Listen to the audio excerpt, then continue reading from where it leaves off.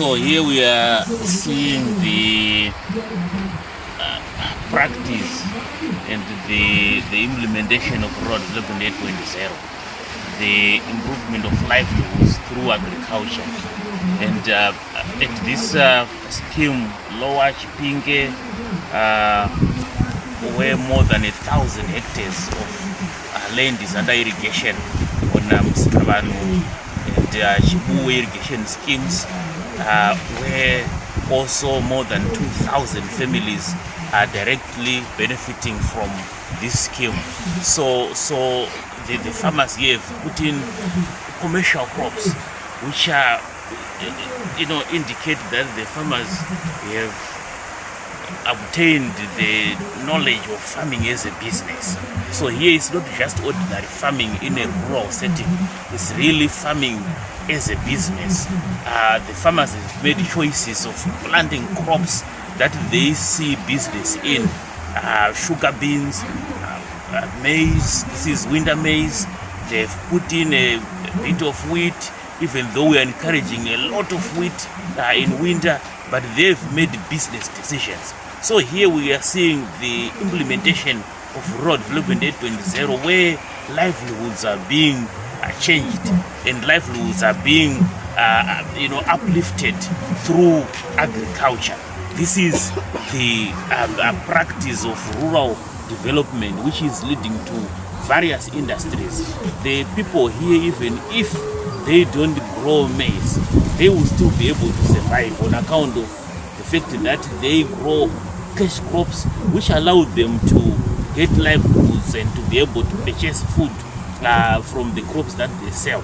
So they are into joint ventures, they are into their own crops, they are into cash cropping, they are into various other enterprises that they also do, spinning off their farming enterprises. And we've seen a lot of these communities around and houses around being improved through agriculture. So the GDP of Chipinge district and indeed of Manicaland is on the rise. 1,300 mabatsirika sei batsirika nenhau yekuti makanals edu upgrade tatine problem yemvura heavy leaching yemvura, mvura yairasika tichisvika twati shoma shoma kumuta, but this time around mvura yakusvika as it is from the main source right up to the end. Saka ipo papo done. Tinoziva kuti keshoma izikamwa nekurima beans, but izvo zvambomira mukuita zvipo sevarimi kuti mudzoke pamaivaka. This time around manje nezvaitwa izvi manje kazvi tingati tatopa position chamirira kuenda chete iri motikari yato start yakuti vanhu vanga vatambudzika nekuti kuite basa ravo rekurima.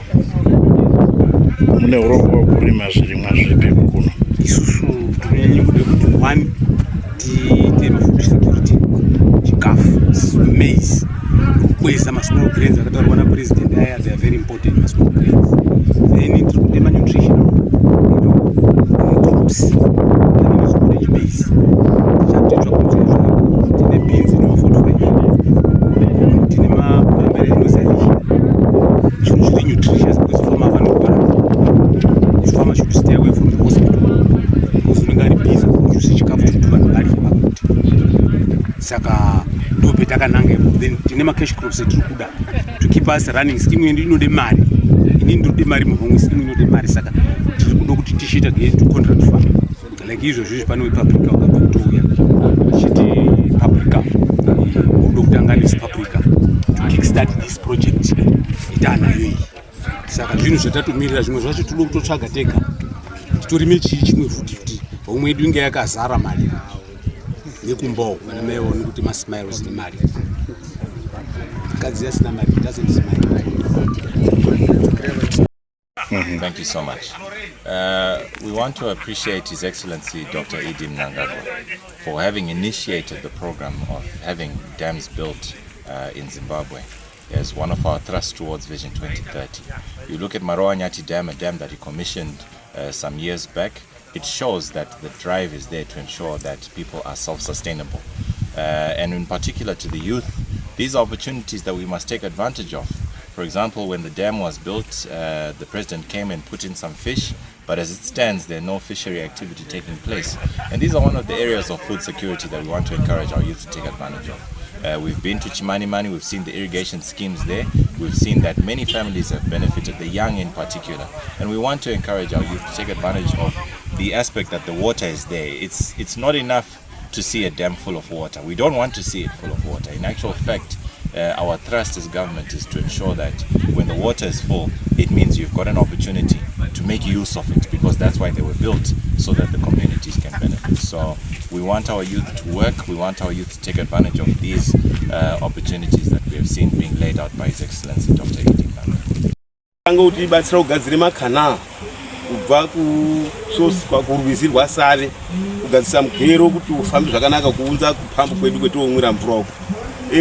Pamapivot pedu apa pamvura apa iri challenge iripo ngekuti sezvinezvi kupera kwerwizi uku kune makararwe anouya kwoita dambudziko mumanozo emapivot.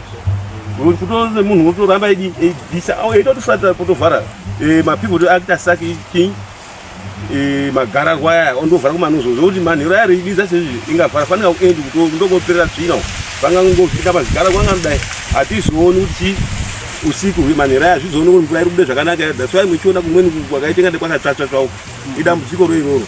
Asi kufamba kwemvura kwavandudza sei marimire enyu? Marimire edu tingati isusu ti munomu kushandisa izvi kutori kutanga kwetiri kuita, asi zvakanaka zvakaitwa nesepu, zvakanakisa zvakaitwa nesepu pamvura yedu yetinoona iyi haishoti kudiriza, ingatoshota kumwa asi unoona kwakadini kwakatinakira. Tine 2 center pivots, rimwe rine 20 hectares, iri 20 hectares. Kumagregos iyo kune 10 hectares. Ma sprinklers is about 35.